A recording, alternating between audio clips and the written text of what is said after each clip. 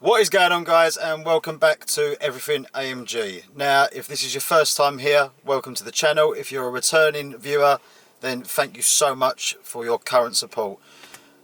I have got to say something. It's been 4 weeks since I started this channel and I've already managed to gain over 416 subscribers and over 525 hours of watch time.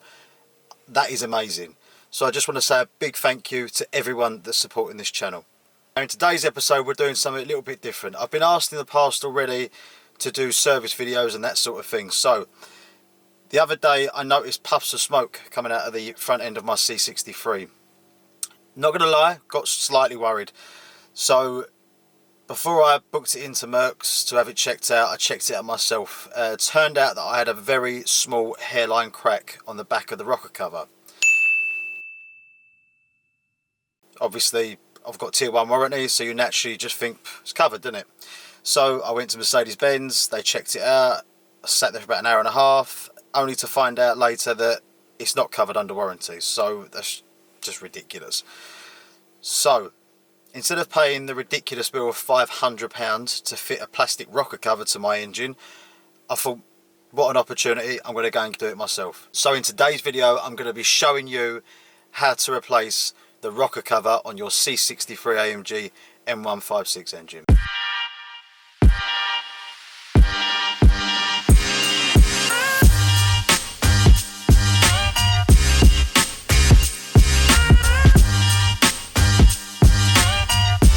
Right, first up, obviously we're going to be removing the engine cover and then the air intake pipe as well, along with the actual air intake box as well, so we can access the rocker cover properly.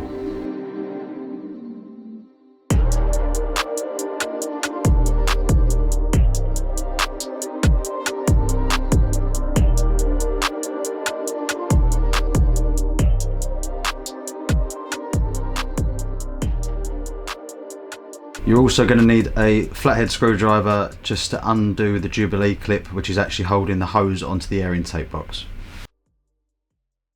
The air intake box comes off quite easily. First off, what you're going to need to do though is remove the air mass sensor away from the air intake box. This is quite simple. Flathead screwdriver, you'll see like a small little metal clamp just holding it in. If you just pop that off, come straight out. The air intake box will come straight off as well. Next up, we're going to be taking the coil packs out. Now you need a T30 driver for this, and be very careful as the screws are quite easy to round off.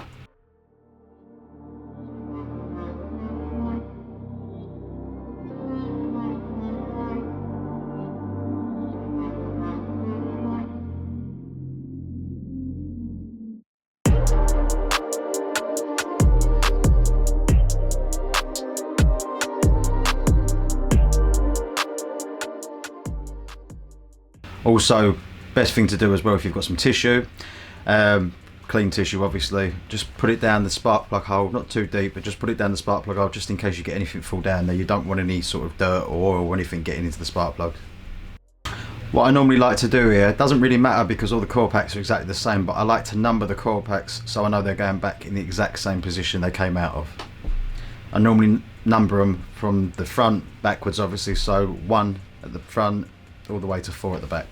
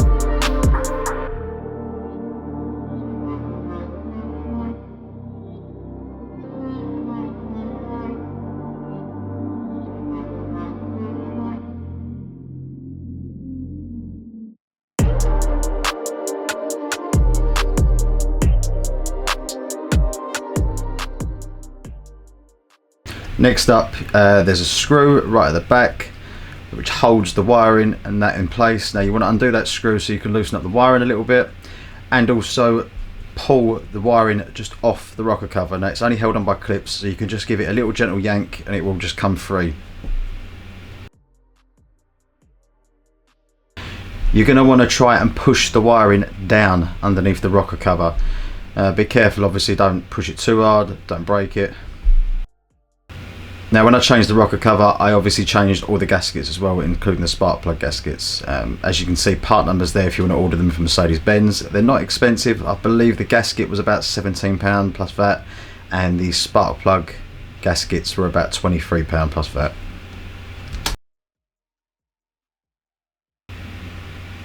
Also at the front of the engine there is a small bracket held on by a bolt.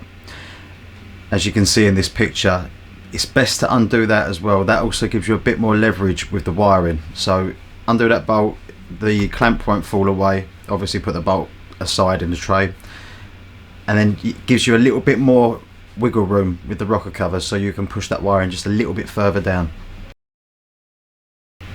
Right, now it's time to get the bolts at the rocker cover. You're going to find when you take these off, they're not tight. They've got to be torqued properly when you put these back on, which I'm going to talk about later in the video. This was a bit difficult for me.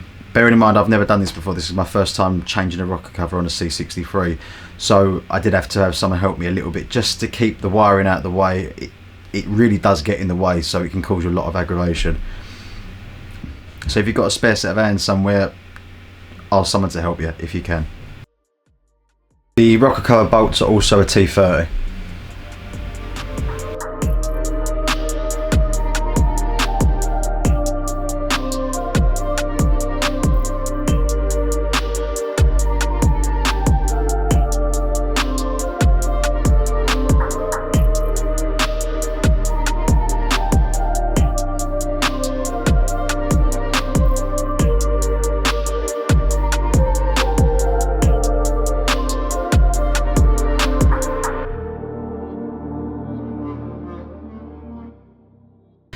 Now, towards the front of the engine, you're going to find it quite easy to get these bolts off, but towards the back of the engine, you're really going to struggle. There is no space around the back of this engine, so you are going to need specific tools to be able to get down the back of the engine to get these bolts undone. I would also suggest having a magnet as well, just in case. Just be careful. I did drop the odd bolt or two down into the bottom of the engine, so it's best that you've got a magnet with you as well.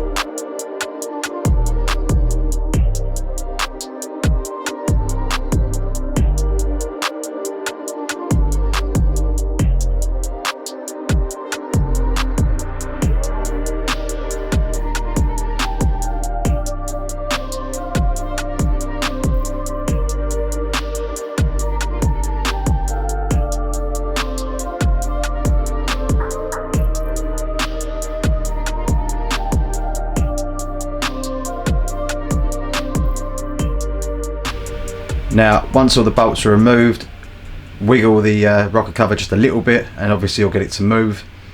Once again, the wiring really does give you a lot of aggravation, so if you've, as I said, if you've got a second pair of hands, get someone to start wiggling the rocker cover. Try and push that wiring down as far as possible as you can get it, just so you can get the rocker cover out. And there you go, old rocker cover's been removed. It's time to fit the new one. Make sure you've got the gasket in properly. Make sure you've got the spark plug gaskets in there as well. Now what I did here was I pushed the wiring down below the head. Now at the time seemed like a good idea, but later on when you need to get the wiring back up over the rocker cover, it proved very, very difficult.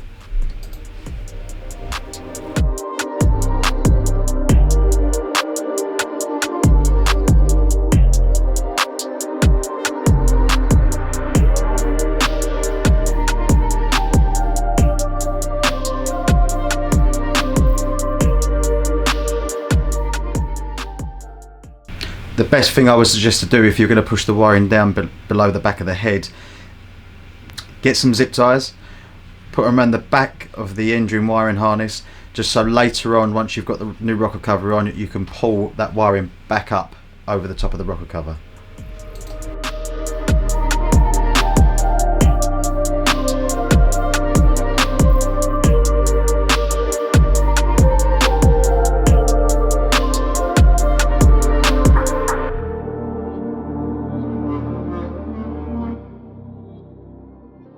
Now the torque settings for the rocker cover bolts, I went for 8.5 Newton meters, but to me even that seemed a little bit too tight, so I didn't torque them all the way up.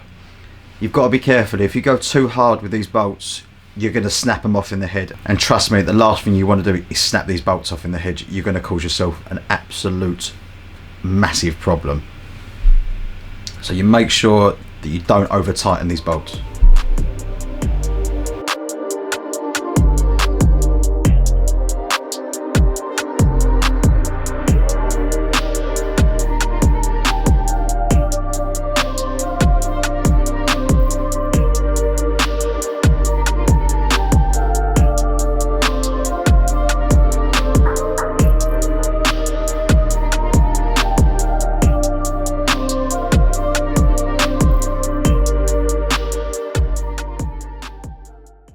Another thing I will say, once again, torquing the front of the rocker cover and the top of the rocker cover was easy. Trying to torque down below and towards the back of the engine, you're really going to struggle trying to get a torque wrench in there. I torqued up every bolt properly apart from two at the back, which I just tightened up the best I could and left them at what I think was just right.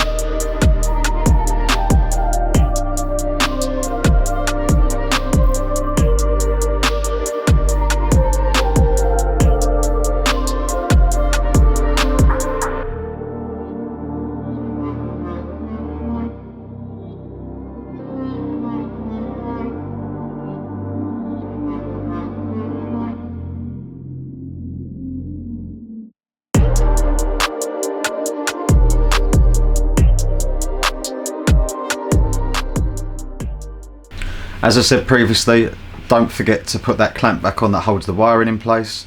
It won't cause you a problem if you don't put it back on, but obviously you just want to be safe. You don't want wiring hanging around the engine, obviously, just in case it catches on something while you're driving.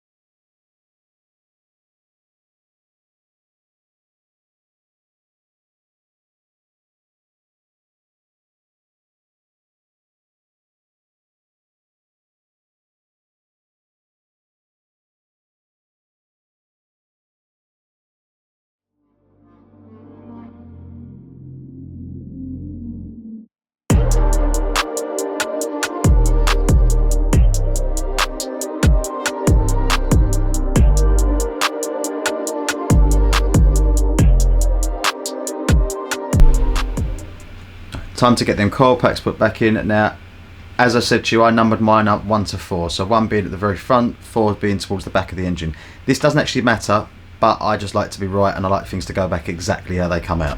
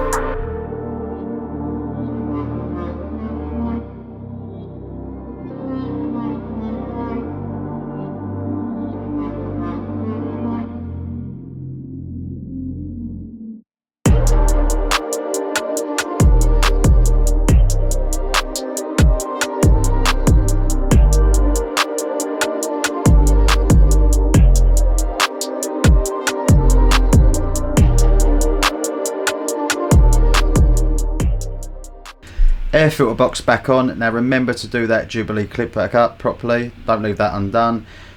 I like to put the air mass in last, obviously.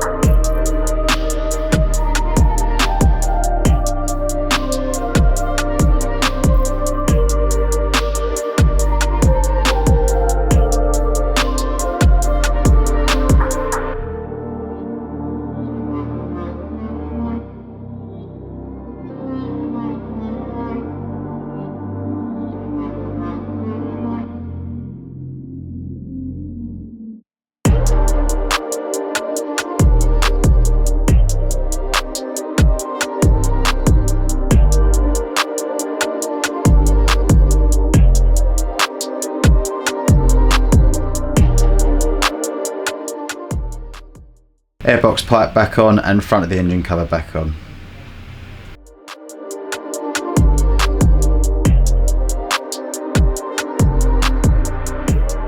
Now what I like to do when I've done work like this, I leave the car running for about 30 minutes. This way you're just going to see if there's any residue left on the exhaust manifold. I strongly recommend doing this because the last thing you want to do is put this all back together, drive down the road and you've still got puffs of smoke coming out of your car where you haven't done bolts up properly, etc.